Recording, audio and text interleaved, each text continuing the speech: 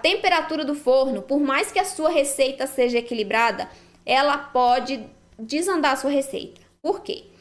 Se você pré-aquece o seu forno, isso é muito importante, sempre pré-aquecer o forno para assar as receitas, tá? Sempre pré-aqueça, porque o seu forno tem que estar na temperatura uniforme para que os processos químicos que devem ocorrer dentro da massa ocorram no tempo correto e na temperatura correta, tá? Senão nós temos prejuízos também na fermentação, tá bom? Então sempre pré-aqueça o seu forno para que o seu pão, o seu bolo entrem nele com a temperatura indicada na receita, não a 100 graus, a 180, no caso dos bolos, né?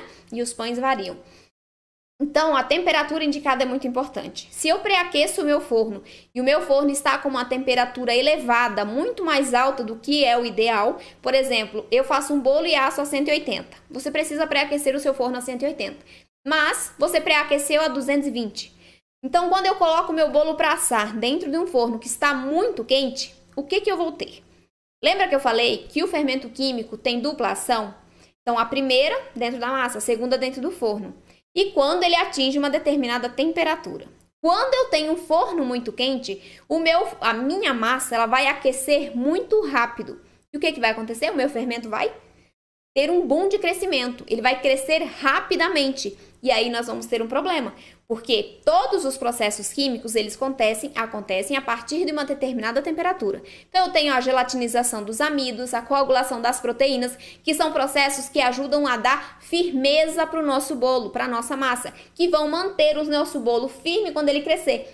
Se eu não tenho ainda esses processos desenvolvidos dentro da massa e eu tenho uma temperatura muito elevada, o crescimento rápido por conta do fermento químico, o que vai acontecer? Eu não tenho estrutura, eu não tenho suporte, a massa vai crescer e vai baixar, tá? Então, o forno muito quente provoca isso nos seus bolos e nos pães também pode acontecer isso, tá? Mas nos pães nós temos outro problema com a temperatura muito alta, que é o seguinte: os nossos pães, eles têm o salto de forno, né? Quando a gente coloca ele no forno pré-aquecido, ele vai ter o salto de forno, que é o último suspiro do nosso fermento. Mas, se eu tenho um forno muito quente, eu vou ter um pouquinho de salto de forno, só que eu vou ter caramelização e a formação da casca mais firme, mais rápido. Isso vai impedir que o meu miolo do pão expanda. Então, eu posso ter um pão que não cresce bem quando eu coloco ele para assar dentro de um forno muito quente, tá? Então, é muito importante monitorar a temperatura e pré-aquecer sempre na temperatura indicada na receita. O forno frio da mesma maneira. Se eu não pré-aqueço o forno, levo o meu bolo para assar em um forno frio, eu vou ter um espaço entre a primeira ação do fermento e a segunda ação do fermento muito longo. E isso vai me causar prejuízo na fermentação, tá? Então, eu posso ter um bolo que não cresce bem, que ele não fica douradinho por fora, porque ele fica muito tempo dentro do forno. Ele vai ficar ressecado, porque ele perde muita umidade para o forno, porque ele está ali há muito tempo, numa temperatura maior, né, quente. Então, eu tenho um bolo mais ressecado. Para os pães, da mesma maneira. Se eu coloco meu pão para assar, por exemplo, vamos supor que eu deixei o meu pão descansando por 30 minutos, ele já está com a massa. Ele ainda está com a massa lisa, mas já está no ponto de levar para assar. E aí, eu levo meu pão para assar em um forno frio.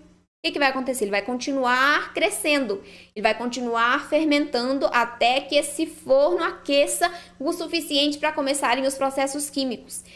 Pode ser que, quando eu esteja com ele pronto para assar e leve ele para o forno frio, esse tempo entre eu colocar no forno e o forno aquecer corretamente, prejudique a minha fermentação, porque eu vou crescer o meu pão muito mais, por mais tempo, e eu posso passar do ponto de assar. E isso pode causar fissuras na massa, e por ela nós vamos perder gás, né? Vamos ter um volume menor do nosso pão, nós vamos perder umidade, podemos ter um pão mais ressecado, tá bom? Então, é muito importante. Eu sei que foram muitas informações, mas não é difícil de entender, não. São práticas. É só você começar a praticar, fazer pães e bolos sem glúten, que você vai, com o tempo, isso vai se tornar automático. Você já vai saber que não pode deixar a massa parada muito tempo antes de levar para assar, de bolo, né? Do pão tem que deixar descansando um certo período. Aí, com a experiência, você vai se adaptando também à sua região, porque a depender da temperatura, o seu pão vai crescer mais rápido ou não, né? Então, é com a prática. É muito importante você testar sempre e não desistir. Às vezes, né, quando a gente não tem muita experiência nessa produção de pães e bolos sem glúten, as primeiras receitas elas podem dar errado. Ou não ficarem do jeito que você espera que elas fiquem, né? Mas o importante é não desistir, tá? Não desistam, porque as primeiras geralmente não vão dar muito certo. Porque você não tem experiência, tá? Então, pegue uma receita equilibrada, busque observar a temperatura indicada, pré-aqueça o forno, né? Tenha esses cuidados que a garantia de sucesso é quase certa, tá bom?